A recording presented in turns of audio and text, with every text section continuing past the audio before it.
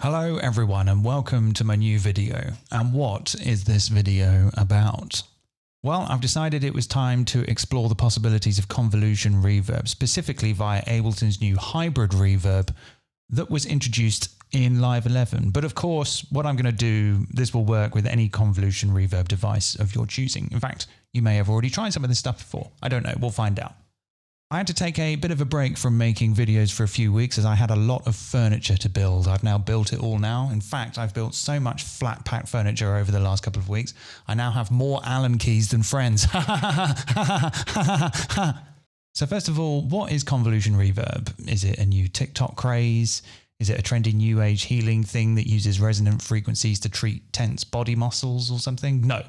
In audio signal processing, convolution reverb is a process used for digitally simulating the reverberation of a physical or virtual space through the use of software profiles. It's a piece of software or algorithm that creates a simulation of an audio environment.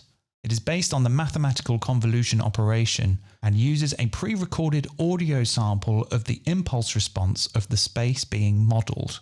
To apply the reverberation effect, the impulse response recording is first stored in a digital signal processing system. This is then convolved with the incoming audio signal to be processed. Did you understand any of that? No, me neither. I've got to be honest, whilst I've known about this type of thing for a while and also had the means to play around with it, I was never really that interested. Sure, the science and the tech behind all of this is clearly brilliant, and the possibilities that it opens up for creating spaces is mind-boggling. But personally, I've always preferred the more synthetic algorithmic reverbs that are more playable. I like to put reverbs in a feedback loop and knob around the parameters and use them more like an instrument rather than an effect. And convolution reverbs aren't really cut out for that, because they have to do some sick computing in the background. They need a little bit of time to figure that out until you can hear what it sounds like. And in fact, hybrid reverb is a little bit clicky when changing the settings because it has to do the calculation. And whilst the idea of seeing what your snare drum would sound like in the Taj Mahal is fun and all, I've never really given it the time of day. But then I realized, hang on, I'm not thinking fourth dimensionally. Convolution reverb is basically a reverb, a vocoder, and a sampler all in one. And I like all of those things. Plus, because I like to think of myself as a subversive artist, although really I'm just a massive contrarian, I thought, what if I loaded a convolution reverb with some really underwhelming impulse responses I recorded using household objects? So that's what I did. Let's have a listen to what I recorded, shall we? So before I shot this video, I went around and just recorded some things that have springs on them or are made of metal and, you know, just generally reverberate when you hit them and stuff like that.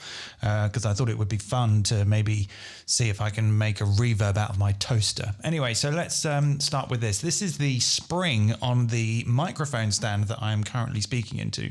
This is one of those booms that like go on the desk and you can bend it around, and also it's got these springs on. In fact, I can ping it right now. There you go. Woo. I should have just used that. Yeah. But actually, I recorded these using a Zoom H. What is it? No, it's the Q2N. It's the one that's like a GoPro with a mic on. So let's have a listen. Okay. And there's a little bit of noise out the window in there as well. Okay. This next one, this is a towel rail.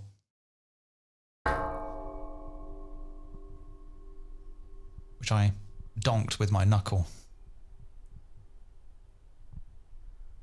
And they're not recorded very well. I'm no field recorder, I'll be honest. There's a lot of clicking from me holding it and stuff like that. You've got to have a very steady hand. What's this? This is a kitchen rail, which I hit with a tablespoon. God. Again, more background noise from outside. This is my toaster. This is going to be shit. This is going to be a crap reverb. But these are my favorites. These are the springs in the back of one of my guitars. So, you know, if you have a guitar with a tremolo arm on it, it needs a couple of springs in the body to spring it back. And depending on how you wallop them, sometimes you can get some nice reverberant sounds out of them. So this is me just pinging them with my fingernail, I think. And this is me exciting the springs by flicking the pickup switch. Okay.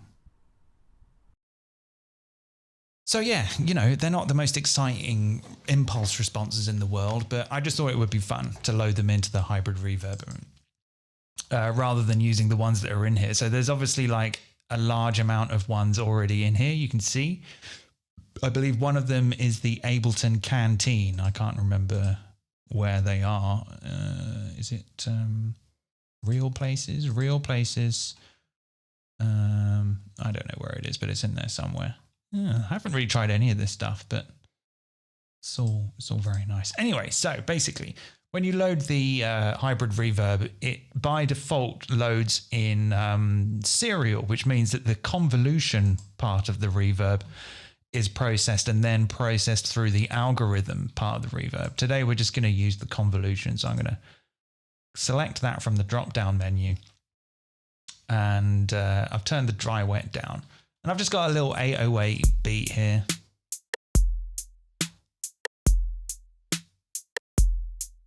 I just thought it would be, you know, it would make sense to use some sounds that are quite familiar so that we can hear what's going on. And because this is Ableton, it's so easy. You just basically like drag, oh, that's my mic. You basically just drag a sound onto the reverb and now that impulse response is loaded in. So we can already start to hear how the mic stand spring I recorded sounds convolved with this 808 drum sound. So I'm going to dial that in now. Okay. So that's pretty accurate to like the original sound. I mean, it could just be kind of like playing in the background as a sample. But we can do things like change the decay time. Let's pull that down. You can hear those clicks now as I make the adjustments. It's a slightly shorter decay time. And we can change the size, which sort of just sounds like it's changing the pitch of the...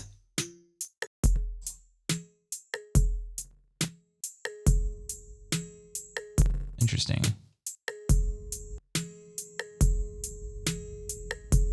There's some phenomenal low end in there. Oh my God, look at all that. It's okay, we can EQ it out. This is interesting, isn't it? Let's go full wet. Look at that harmonic there, screaming harmonic. Whoa.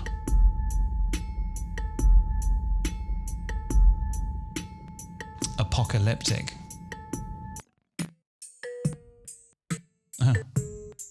Yeah, it has to do that calculation, which means it needs a little bit of time, but this is pretty good. I've played around with convolution reverbs that had to do the calculating much slower than this, but then I guess it is 2021. Computers should be able to do this stuff now. I mean, convolution reverb, the technology itself is probably, what, 30 years old? So let's go down to 500% size. Whoa.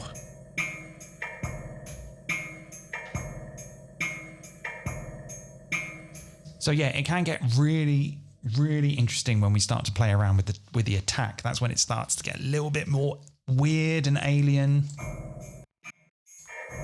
Yeah. Sounds more reverberant now.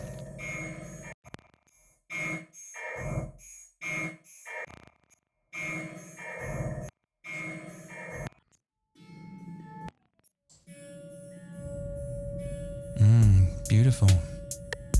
You get some very interesting textures.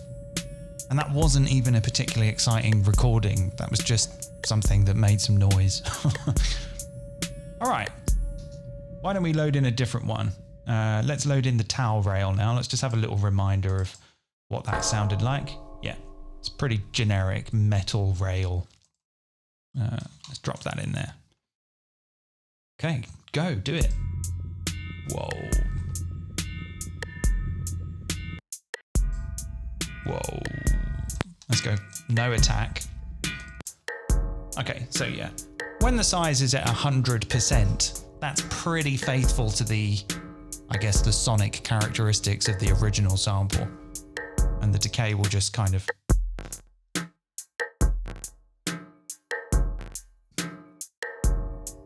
Whereas you start to play around with the size, then there's loads of that weird low-end rumble in there. Let's just turn the EQ off for a second. Whoa, my God. That is monstrous. If you want to add some unwanted low end to your productions, just hit your towel rail. Okay, let's EQ that out. Let's EQ it back in. I kind of like it. It's monstrous. Okay.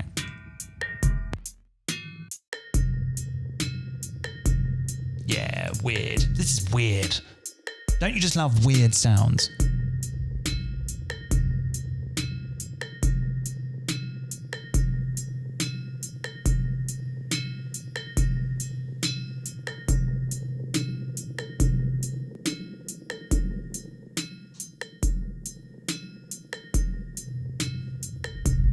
Goodness me. Suddenly I'm thinking of that bit in Jurassic Park, you know, when the water rippled in the cup. Remember that? Remember that bit from film, from movies? Do you remember movies? Obviously without the tinkle bit over the top. So let's go for a 500% size on this one. Wow.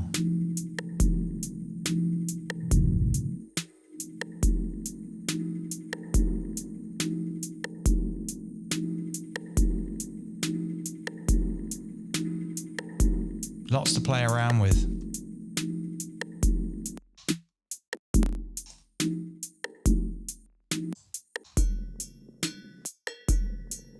Okay, let's try the kitchen rail now. I remember this one having like a really large amount of high end.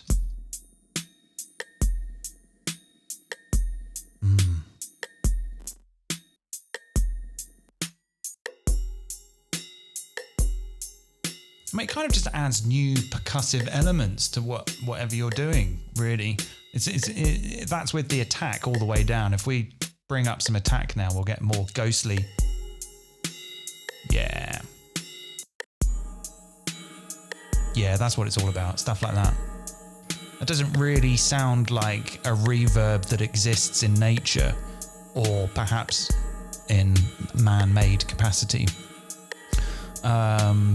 But it also doesn't sound like an algorithmic reverb either, you know. This is kind of when I realise now that I've made a mistake in ignoring this technology for so long. There's actually loads to experiment with.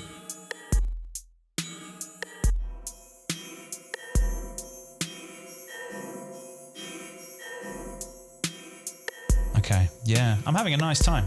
All right, let's try the toaster. This one, this was the one that I was pretty convinced was going to be really disappointing.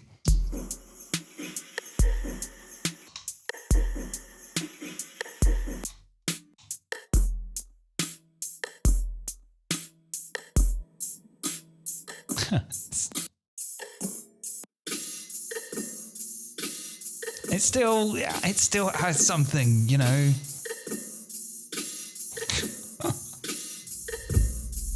God, all that low end. Where's that coming from, I wonder? It could just be the noise in the recording. It was not very professionally recorded.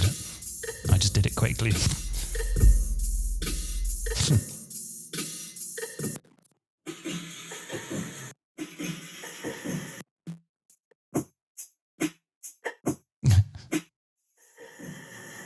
Let's go full attack with the toaster.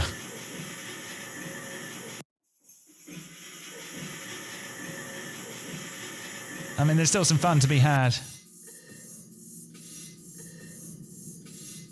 Okay. All right, now I want to do the one that I was most excited about. This is the spring in my guitar. Let's load that in. Guitar spring. Interesting.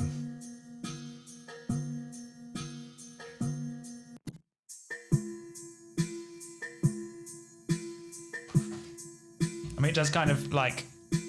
It's kind of a new way to experiment with resonators, I suppose. Okay. Wow. Yeah, I like it. Whoa, that low end. If you're watching on speakers, I apologize. Actually, I don't. I envy you. I would like to be listening to this on speakers, but it would make the recording not very good. So I'm using headphones. 500% size on the guitar spring. Let's give a little bit of attack now. Whoa, that was a lot more than I was expecting. Yeah. Let's blend that.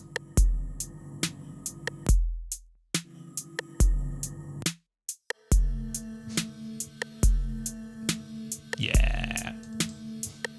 Okay, let's try it with the guitar spring, but that's been excited by the pickup switch. Let's reset all the settings.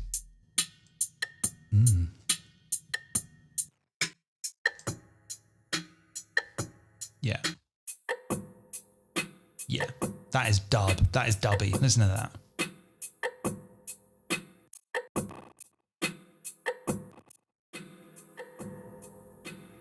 Oh yeah, that's nice. It's all about springs, isn't it? At the end of the day, that's why we all got into music, wasn't it? Because spring reverb really, that's really what for me anyway. I mean, well, it's one of them. Actually, there were lots of things, but definitely springs.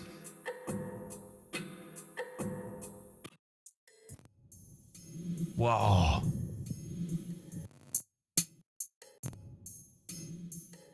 Yeah, loads of fun. So, you know, I mean, I deliberately picked some things which were lo-fi and yet resonant, but you don't really need to use anything like that at all. In fact, why don't I just use a sample of my voice? I'll just, I'll resample my voice right now and just, I'll try and create a virtual space with my mouth. I don't know how I'm going to do that. Okay. Let's have a look at that. Wait, let's see what we get here. Okay, let's listen to that. See what that's like. Oh god, that's really creepy. Oh no. Those aren't the types of sounds one should be making on YouTube. But let's put it in anyway. Okay, that's me going, it started there. Oh, that's not what we want. Okay, we might have to crop it. Let's come back a little bit. Let's crop that out and put that back in. Okay, let's see what this sounds like. Okay, no, not that one. Whoa. Okay, let's go back to the original settings. God, it's weird, isn't it? Because that is the sound I just made, but...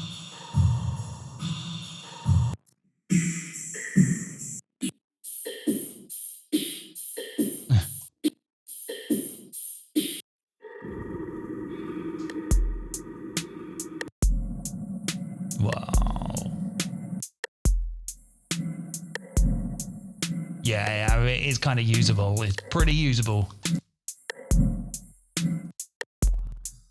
Oh. That's fun.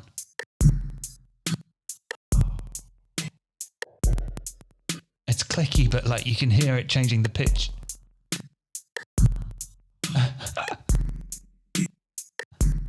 That's funny.